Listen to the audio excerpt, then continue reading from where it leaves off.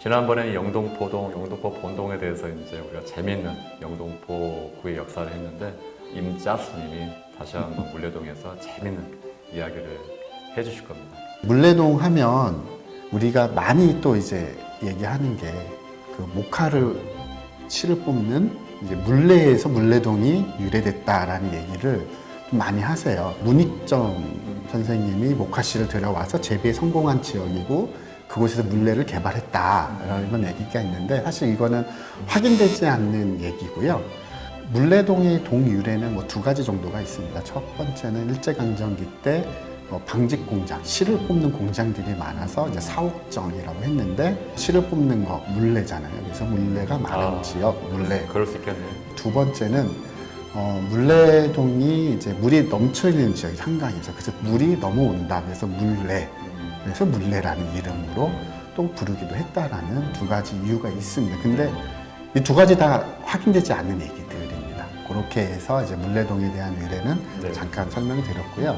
역시 물레동은 이제 방직 공장이 가장 유명하죠. 영등포동에도 있었고 물레동에도 있었고 네. 당산동에도 있었던 건가요? 네, 당산동에도 있었습니다. 지금 그 타임스퀘어가 영등포동으로 되어 있죠. 그렇죠. 네. 지금의 구역으로 나눈다면 설립 당시에 동양 최대의 방직 공장 무려 부지가 8만 평이나 됐습니다. 네. 물레 자이 아파트, 물레 하이테크, 에이스 하이테크, 고 부지 일대를 전부 다 지금 또 뜨거운 감자 중에 하나죠. 제2세종문화회관 부지. 네, 부지와 관련된 그 일대가 전부 다 방직 공장이었죠.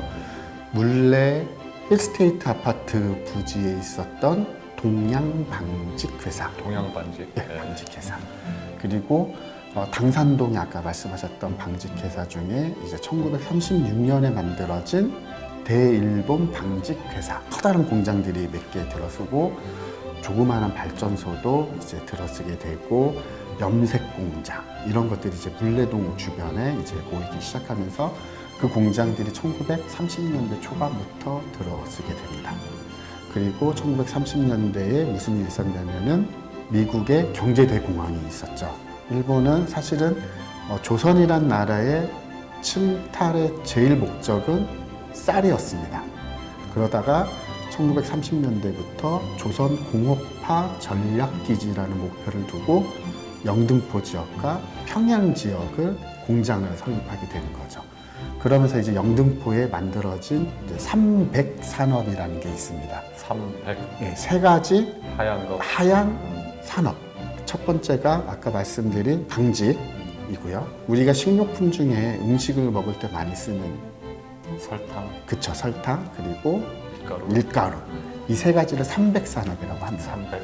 생각해보면은 이 세 가지 산업들이 다 영등포에 있었습니다. 구로역 지나서 제일제당이라는 설탕 공장이 있었고 밀가루 공장은 어디에 있었냐면 지금 대선제분. 대선적은 있죠. 네, 대선제분 같은 경우는 일반 소비자들이 사용하는 제분 공장은 아니었고요. 군수 물자를 보급하는 네. 군남용 밀가루 공장이었습니다. 그래서 그 공장의 이름은 일청제분이라고 얘기를 합니다. 일청제분. 네, 물레동이 또 다른 이름으로 여러 가지 이름을 불리고 있습니다. 그 중에 하나가 이제 500채 마을이라는 500채. 네, 집이 500채가 있었다라는 건데 1940년대에 공장들이 많이 있다 보니까 사람들이 살아야 될 집들이 필요했겠죠. 그래서 영단주택 사업으로 해서 영단주택 지금도 있죠. 네, 서울 곳곳에 이제 노동자들 또는 일본인 간부들이 묵을 수 있는 집들을 이렇게 곳곳에 지었는데 유일하게 그 부지의 건물의 모습들이 가장 많이 보존되어 있는 게 바로 이 물레동 4가입니다. 그래서 지금 있는 영단주택이 그 일부가 있는 거죠? 네, 그 터가 그대로 있고요. 네. 그 터를 중심으로 지어진 집에 이제 공장들이 들어서게 되는 거죠. 지금도 일부가 있고 네. 거기 보면 이제 화장실도 없고 네. 그래가지고 여러 가지 미론도 있었고. 네. 영단주택은 갑을, 병정, 무로 나눕니다.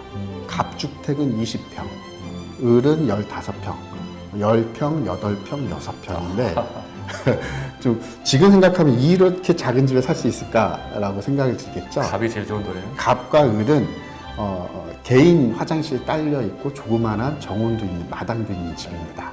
그 당시 20평이면 지금 한 50평이나 가야 돼요. 그렇죠. 네. 그래서 아까 이제 화장실이 없는 집 네. 이렇게 말씀하셨잖아요. 그게 이제 병정로 공동 화장실. 영정모 네. 지금도 있습니다. 네, 그 터가 그대로 이제 네. 보존 그러니까 있는 곳이죠. 원래도 사가 지역이죠. 네, 근데 사람을 살고 있는 집인데 왜 공장이 들어왔을까? 자, 원래는 사람이 살고 있었습니다. 그런데 1970년대에 서울이 확장이 되면서 서울에 있는 조그마한 공장들이 큰 공장 주변으로 이전을 해야 되잖아요. 물레동 주변에 있는 집들에게 막걸리 사가지고 가서 요거 이렇게 잘라서 공장 할 수 있게끔 내달라 이러면서 60년대 후반부터 70년대까지 청계천 주변에 있는 스테인리스 가공업체 공장들이 지금의 이제 물레동으로 이전을 하게 되는 겁니다. 그러면 주택과 지금 어떤 공장이 혼재되어 있는 네, 혼재되어 있다가 이제 공장지대로 다 바뀌기 시작한 거죠. 1960년대, 70년대에 영등포구의 배경을 좀 알 수 있는 드라마가 하나 있습니다. 육남매라는 드라마 기억나시나요? 장미 네, 뭐 장미 나오시는 또- 예, 예. 저도 봤는데 네, 그게 물레동하고 무슨 연관이 있을까요? 설명하셔야죠. 네, 설명을 드리면 그 연출을 하셨던 분이 어린 시절에 이제 물레동에서 성장을 했었고요. 아, 그 배경에 대한 이제 기억을 가지고 이제 육남매 드라마의 지역적 배경은 물레동이었습니다. 그렇군요. 네, 육남매 마지막 장면을 보면은요, 거기 셋째 아들이 공부를 잘합니다. 두희라는 캐릭터인데, 어떻게 다 기억을 하세요? 이걸 이제 제가 이제 얘기를 하다 보니까 그게 다 기억이 나더라고요. 그래서 두희가 공부를 잘합니다. 공부를 얼마나 잘했죠. 네, 그래서 큰 형과 둘째 누나가 우리 두희 공부 잘하니까 공부시켜야 된다. 판검사 시켜야 된다. 공부를 해야 되는데 영등포 지역에 좋은 학교가 없잖아요. 당시 좋은 학교가 어디 많이 있었어요? 있었는데 그때 이제 명문고는 소위 말하는 명문고는 다 강북 지역에 있었죠. 그렇죠. 네, 그래서 그때는 이제 강남이 아직 개발되기 전이었고 강남 개발하기 위해서 강북 지역에 있는 학교들이 강남 쪽으로 이전하게 되는 거죠. 강남 개발 전이니까. 그렇죠. 그때 이제 배경이었고 그래서 집에서 막 토론이 일어납니다. 어디로 가야 되냐. 고모가 이런 얘기. 딸라빚을 짓더라도 강남에 가서 살아야 된다. 강남이 앞으로 땅이 엄청 오를 것이다. 아니, 여기가 영등포 강남인데 뭐 어딜 가요? 그 당시가 영등포가 강남인데. 그쵸. 예. 그래서 그쪽으로 가야 된다라는 이제 저쪽 예, 영동 저쪽으로 저쪽 이제 예, 영동 지역으로 농가 밭이 있는 네, 그곳으로. 예. 천막을 짓고 살다가도 가자. 네. 학교가 그쪽으로 다 이전하니까. 그때 그러면 고급 정보를 알게 된 거네. 그쵸. 그런데 그렇게 하지 않고 영등포구에 남한 건가요? 그쵸. 영등포구에 남긴 했는데 어디 지역으로 갔냐면 물레동에서 좀 더 안쪽으로 가면 신도림역 있잖아요. 지금의 구로구. 구로구. 그때 이제 물레동으로 공장들이 들어오니까 집값이 좀 오른 거죠. 그래서 조금 더 큰 집으로 이사 가자. 네. 그래서 이제 좀 더 안쪽인 신도림 쪽으로 이사를 가면서 드라마가 끝납니다. 자, 그렇게 70년대를 보내고 나서 70년대, 80년대에 이제 큰 공장들이 이제 경기도 지역으로 이전하게 됩니다. 네. 신도림역 앞에 타이어 공장도 있었고, 자동차 공장도 있었고, 이런 공장들이 지역으로 지방으로 이전하게 되는 거죠. 97년도에 안타깝게도 IMF가 일어나게 되고, IMF 일어나니까 많은 소규모 공장들이 문을 닫기 시작했겠죠. 네. 2000년대 들어오면서 많은 공장들이 문을 닫고 공장에 서비스를 제공했던 설계사무소, 회계사무소 이런 것들이 이제 이전도 하기도 하고 문을 닫기도 시작하면서 그곳에 새로운 누군가들이 들어오기 시작합니다. 그 누굴까요? 물레동에도 물레 창작촌이. 네, 그렇습니다. 예술가들이 들어온 거죠. 청년 예술가들이 네. 들어오면서 지금의 이제 물레 창작촌이라는 또 다른 이름으로 불리기 시작했죠. 다양한 문화예술 사업들이 이루어지면서 그 성과에 대한 꽃이 피운 것들이 일어나게 됩니다. 그게 바로 우리 현일님. 네, 문화도시로 되죠.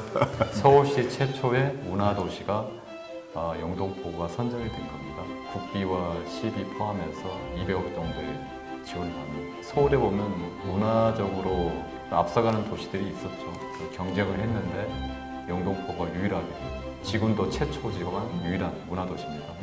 그 중심에 이제 물레동이 있고요.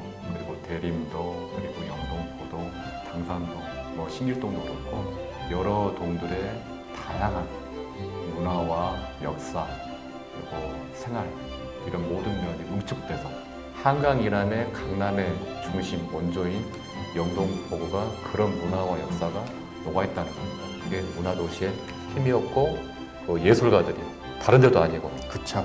물레동 영동포구로 왔다는 것은 그러한 문화와 에너지를 배우고 흡수하고 표출하겠다는 거잖아요. 네. 맞죠? 맞습니다.